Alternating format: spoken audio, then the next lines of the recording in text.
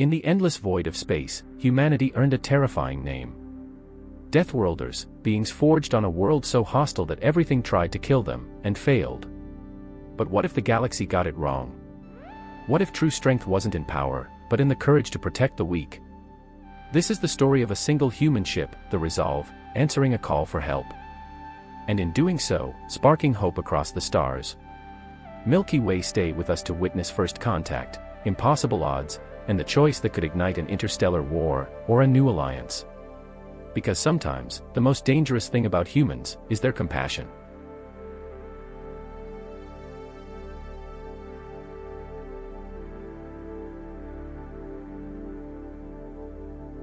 Captain Aaron Sterling sat back in his command chair aboard the UFS Resolve, eyes lost among the drifting stars. Weeks had passed patrolling the quiet sector of the Orion Expanse, and boredom hung over the crew like a fog. Some passed time playing chess or lifting weights in the gym, others watched old Earth dramas. Suddenly, the voice of Lana Ruiz, the comms officer, cut through the quiet. "Captain. I'm picking up a distress call. It's not human." Sterling shot forward in his seat, adrenaline erasing the dull routine of patrol. In all humanity's years in space, there had been rumors of intelligent alien life, but never proof. "Put it through," he ordered. Static hissed, then a panicked melody of alien voices, sharp and musical. "Can you decipher it?" he asked, barely masking the tension in his voice.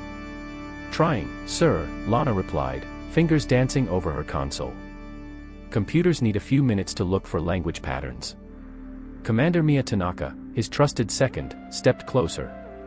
"Shall we alert Central Command?" "Not yet," Sterling replied. "Let's see what we're dealing with first." Moments later, a new voice came through, this time shaky, but in broken English. "Humans, Deathworlders, please help us. We are afraid." The term Deathworlders echoed on the bridge. Humanity had earned that reputation in the galaxy, resilient, dangerous, and feared.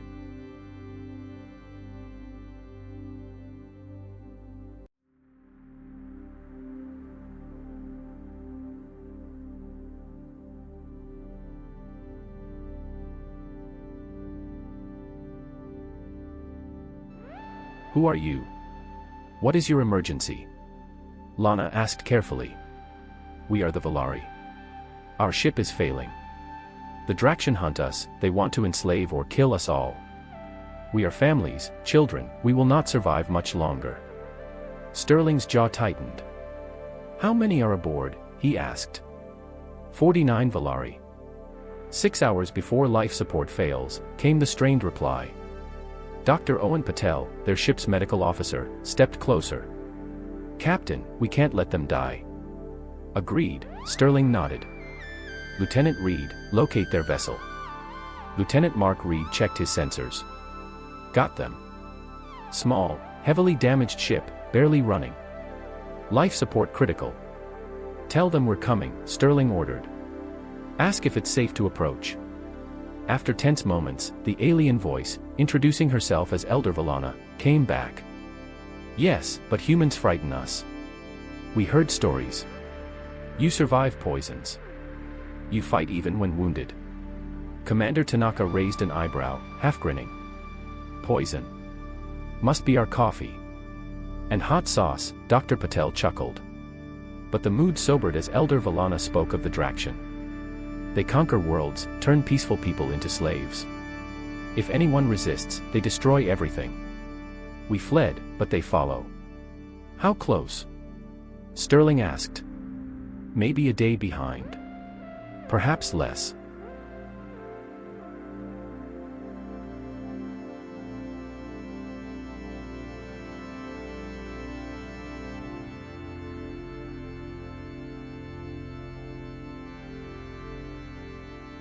As the Resolve neared the alien vessel, Elder Valana asked the hardest question.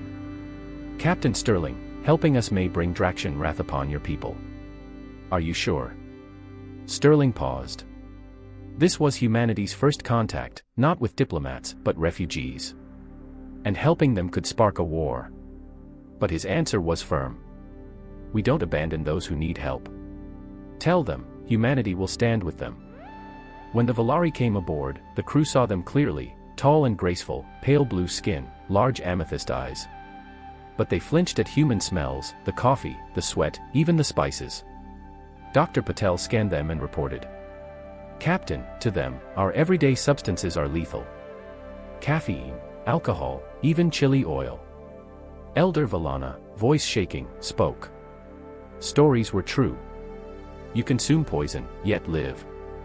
For us, Patel explained gently, these aren't poisons. They're pleasures. Part of who we are.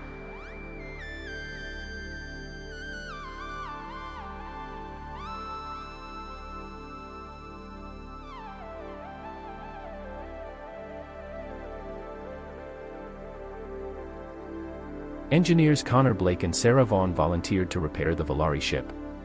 The Velari watched in awe, humans casually handling metal, tools, and electricity that, to them, were perilous. Velari healer Mela asked Dr. Patel. Why do humans exercise? I saw them lifting metal, running, does it not hurt? It keeps us strong. Pain can be useful, he explained. Mela was stunned. You choose pain, to become stronger. Even small wounds amazed the Velari. A maintenance worker, Sam Keller, had cuts on his hands but kept working. Do humans not feel pain? Mela asked. Of course, Patel said. We just don't stop because of it.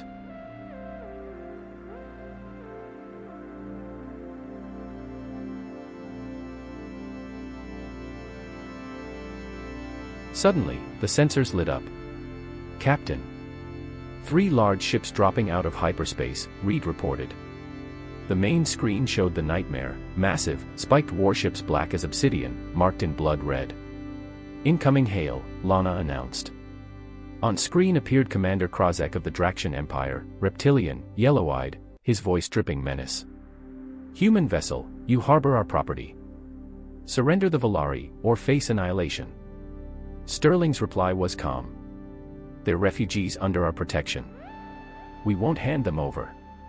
Krozek sneered. Protection. The strong rule, the weak serve or die.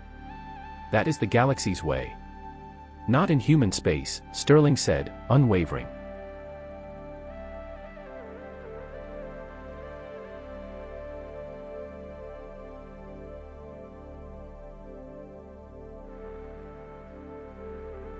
As the Draxion ships advanced, Sterling addressed his crew.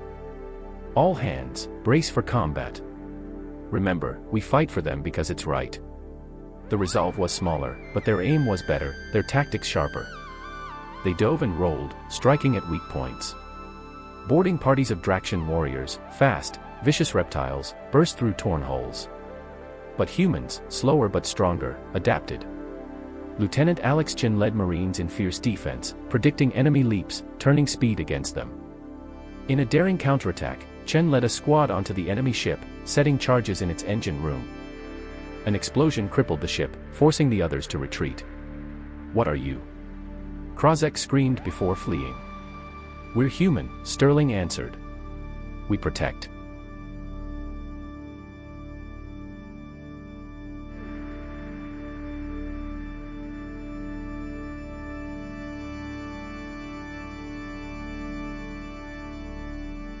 As the Draxion ships advanced, Sterling addressed his crew.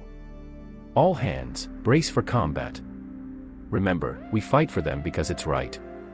The resolve was smaller, but their aim was better, their tactics sharper. They dove and rolled, striking at weak points. Boarding parties of Draxion warriors, fast, vicious reptiles, burst through torn holes. But humans, slower but stronger, adapted. Lieutenant Alex Chin led Marines in fierce defense, predicting enemy leaps, turning speed against them. In a daring counterattack, Chen led a squad onto the enemy ship, setting charges in its engine room. An explosion crippled the ship, forcing the others to retreat. What are you? Krozek screamed before fleeing. We're human, Sterling answered. We protect.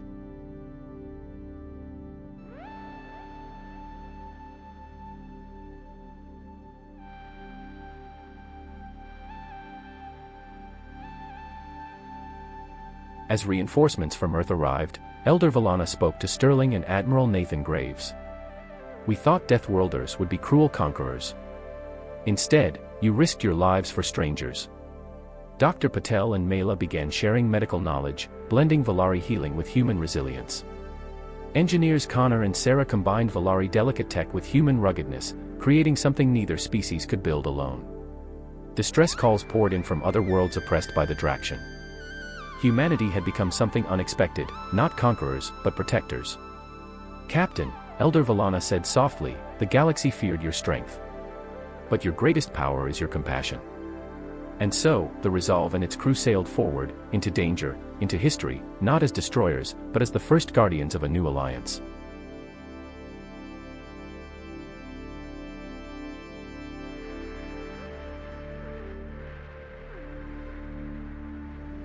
Against all odds, humanity stood between conquerors and the innocent, not as monsters, but as protectors.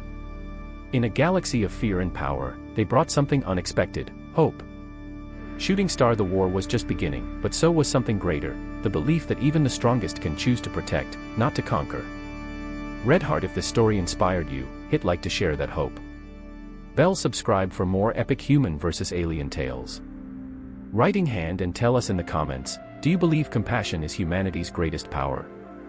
Milky Way, stay curious. Stay human. See you in the next story.